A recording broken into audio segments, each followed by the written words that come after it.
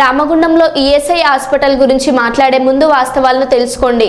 మీకు అవగాహన లేకనా లేదా కావాలనే బురద జల్లే ప్రయత్నాన్ని ప్రజలు గమనిస్తున్నారు. ఎమ్మెల్యే మక్కన్ సింగ్ దాస్ ఠాకూర్. ఈఎస్ఐ హాస్పిటల్లో ఇక్కడ ఒక అధికారి ఉంటారు, పేరు కూడా ఇస్తారు, మీరు రాసుకోవచ్చు. మీరు కూడా అడగాలి. ఈఎస్ఐ హాస్పిటల్కు మనం భూమి కేటాయించాం. 2 రకాల భూమి.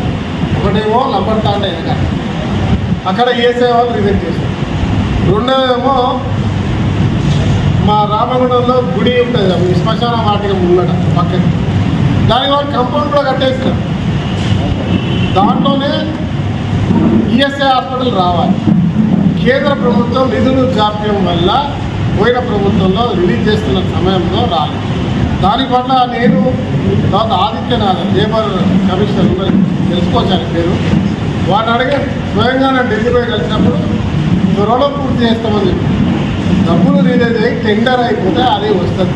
రావు కేంద్ర ప్రభుత్వం అది రాకుండా కూడా కాగజ్నామాలో ఒక ఈఎస్ఐ హాస్పిటల్లో తీసేసింది. 100 పడకల హాస్పిటల్.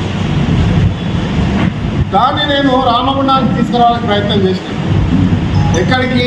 ఎన్టీపీసీలో టెంపరవరీ టౌన్షిప్లో ఒక బిల్డింగ్ ఇస్తున్నామని చెప్పింది. ఇది అవగాహన లేని వాళ్ళు ఎవరైనా ఉంటే దయచేసి తెలుసుకోవాలి. బాబా ఉంటాడు, అక్కడ డాక్టర్లు కూడా ఉంటారు. నేను పోయి దాన్ని రిప్రజెంటేషన్ ఇస్తే అక్కడ ఉన్నటువంటి ఇప్పుడు ప్రస్తుత ఎమ్మెల్యే హరీష్ బీజేపీ శాసనసభ్యులు అన్న ఇది మాకేమున్నది అంటే వాళ్ళకి స్పేస్ లేదు, ఎంప్లాయీస్ కూడా లేదు. గతంలో కాంగ్రెస్కి దానికి పనికొచ్చింది. వాళ్ళు షిఫ్ట్ చేస్తూ ఉన్నారు. నేను రామగుండానికి షిఫ్ట్ చేయమన్నప్పుడు కేంద్ర ప్రభుత్వం ఇక్కడ ఒక అలాట్మెంట్కి సిద్ధంగా ఉన్నది, అది వస్తుంది సార్, ఇవాళ కాకపోయినా కొన్ని రోజులకు వస్తుంది. ప్రభుత్వం మొన్ననే ఏర్పడ్డది కాబట్టి మళ్ళీ మరుగున పడ్డది అది. దానిపై మేము ప్రణాళిక కొనసాగిస్తూ ఉన్నాం. త్వరలోనే దానికి వస్తే వాళ్ళు టెండర్, ఆ టెండర్ ఎట్లా అంటే వాళ్ళ డబ్బులు వీళ్ళకి ఏరాలి, వాళ్ళే టెండర్లు క్రియేట్ చేసుకుని వాళ్ళకి ఇచ్చిన తర్వాత అగ్రిమెంట్ పాలసీ ఉన్నది, వాళ్ళు ఆ ప్రకారంగా ఇస్తారట. ఇస్తే అక్కడ వాళ్ళు కట్టడానికి సిద్ధంగా ఉన్నారు, అక్కడ ల్యాండ్ ఉంది. ఇక్కడ ఈఎస్ఐ హాస్పిటల్ అది రాకున్నా పర్లేదు, మాకు అవసరం లేదు. ఇక్కడికున్న మనకు సిరిపూర్ కాలేజీకి సంబంధించి ఎన్టీపీసీకి షిఫ్ట్ చేయమని చెప్తే వాళ్ళు చెప్పింది ఏంటంటే ఇది కూడా కేంద్ర ప్రభుత్వాన్ని కాబట్టి మీకు కొత్తగా అలాట్ అయింది కాబట్టి అదే తీసుకోండి, అది 100 కోట్ల రూపాయల పైన వస్తుంది, ఇంకా పెంచుకోవచ్చు మనము.